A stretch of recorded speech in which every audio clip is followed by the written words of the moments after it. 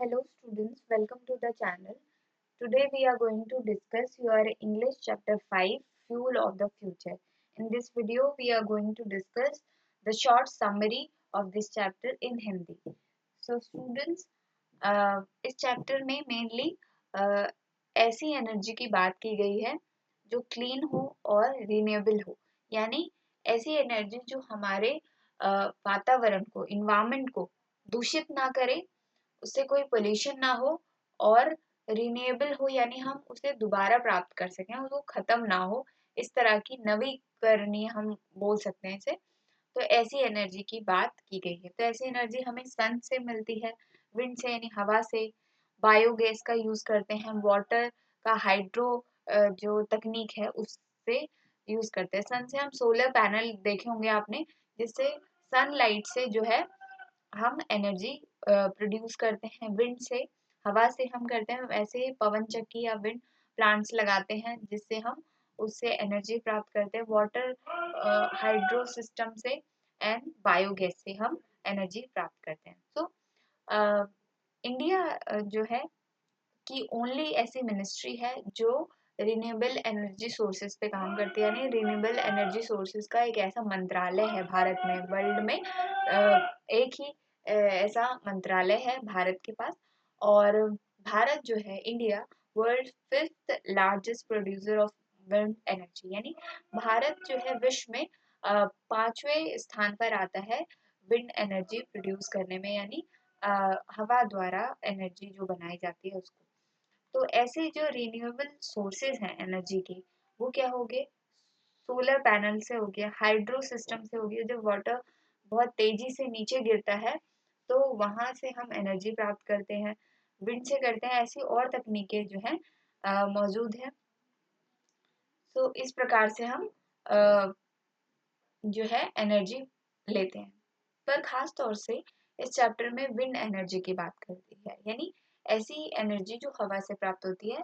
और पवन चक्की आपने साइंस में पढ़ा होगा। इस चैप्टर में हम ज्यादा मेनली हम फैक्ट्स पे नहीं ध्यान देंगे, क्योंकि ये हमारे साइंस का चैप्टर नहीं है, पर जैसा कि हमारे चैप्टर्स में दे रखा है इसलिए हम इसको भी पढ़ेंगे। सो विंड एनर्जी जो है वो है is driven through a process where wind is used to generate mechanical power of energy, electricity. So wind energy जो है मैकेनिकल पावर से एनर्जी इलेक्ट्रिसिटी बनाती है, यानी मैकेनिकल एनर्जी यानी इलेक्ट्रिसिटी हमें प्रोवाइड करती है। तो ये इसका कुछ प्रोसेस है, ये पिक्चर में आप देख सकते हैं। तो इस तरीके से हमें विंड एनर्जी हमें मिलती है, यानी इससे हम इलेक्ट्रिसिटी बनाते हैं। तो इस प्रकार से, और इसके जो है एडवांटेजेस क्या हैं? ये रिन्यूएबल सोर्सेज ऑफ एनर्जी है, यानी हवा हमेशा चलती रहती है और हम इसका अपनी जो इन्वायरमेंट से फायदा उठा सकते हैं। और साथ ही ये एक ऐसी एनर्जी है जिससे हम कोई भी पोल्यूशन नहीं होता। जैसे और तरीके से अगर हम करें तो हमारे इन्वायरमेंट को नुकसान पहुंचता है, और हमारे फ्यूचर के लिए, फ्यूचर में आने वाली जनरेशन के लिए हम कुछ भी अच्छा नहीं करते हैं। इसलिए इस चैप्टर का नाम है फ्यूल ऑफ द फ्यूचर, ऐसी एनर्जी जो हमारे फ्यूचर में भी काम आ सके और फ्यूचर की जनरेशन के लिए भी हेल्पफुल हो।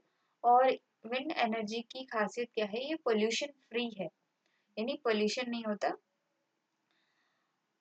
और लेसर स्पेस लेता है, यानी कम स्पेस में भी ये इस्तेमाल होता है। विंड एनर्जी जो है इसका यूज अब न सिर्फ अभी से बल्कि हिस्ट्री में भी इसका रिकॉर्ड है कि 5000 BC यानी बिफोर क्राइस्ट से भी, ईसा पूर्व से भी ये जो है विंड एनर्जी का यूज होता है। यूनाइटेड स्टेट यानी अमेरिका में भी बहुत सारे मिलियंस ऑफ विंड मिल्स यानी का यूज होता है, यानी विंड प्लांट्स वहाँ पे भी यूज होते हैं। और 19 सेंचुरी से भी इसका यूज होता है, और अमेरिका में इसका यूज होता है। 1910 यानी 1910 से यूरोपियन कंट्री में इसका यूज होता था।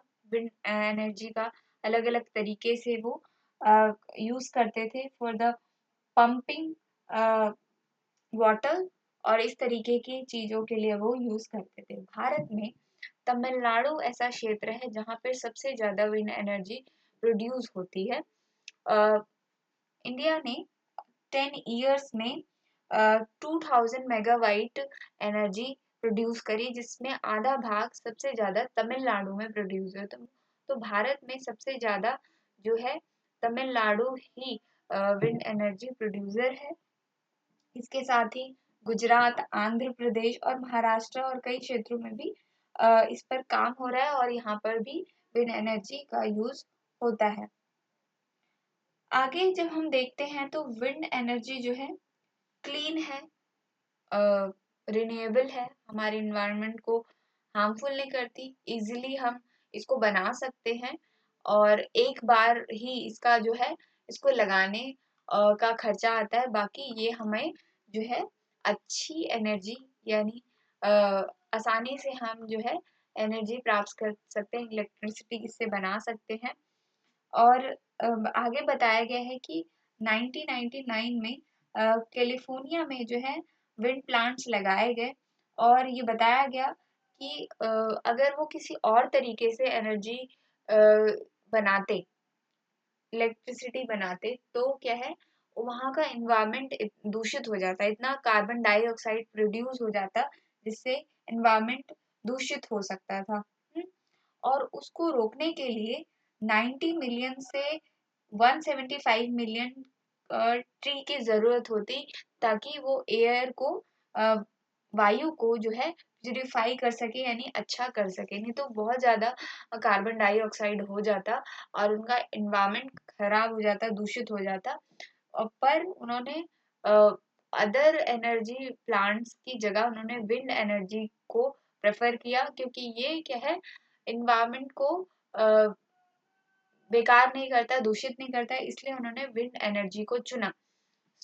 ताकि उनको अच्छा एनर्जी मिल सके जो कि वातावरण को भी दूषित ना कर सके। ठीक, तो इस तरीके से बहुत सारे देशों में इसका यूज हो रहा है और इंडिया में सबसे ज्यादा यूज होता है क्योंकि यहाँ पर खुले मैदानों में इनको लगा दिया जाता है। और कई फिल्मों में भी आपने देखा होगा इस तरह की पवन चक्की जिससे जो है इलेक्ट्रिसिटी बनाई जाती है। और इसके बहुत सारे एडवांटेज हैं और कुछ जो है डिसएडवांटेज भी है। जैसे कि एडवांटेज ये है कि ये रिन्यूएबल एनर्जी सोर्सेस है, पोल्यूशन फ्री है और कॉस्ट फ्री है, यानी एक ही बार इसको लगाया जाता है और फिर हमें जो है इसके बहुत सारे एडवांटेजेस यानी फायदे होते हैं। थोड़े इसके डिसएडवांटेज हैं, जो भी नॉइज डिस्टरबेंस होता है यानी आवाज आती है इसके घूमने की, पर हमारे देश में इतना अधिक नहीं होता क्योंकि ये बहुत ऐसे सुनसान इलाके में लगाया जाता है।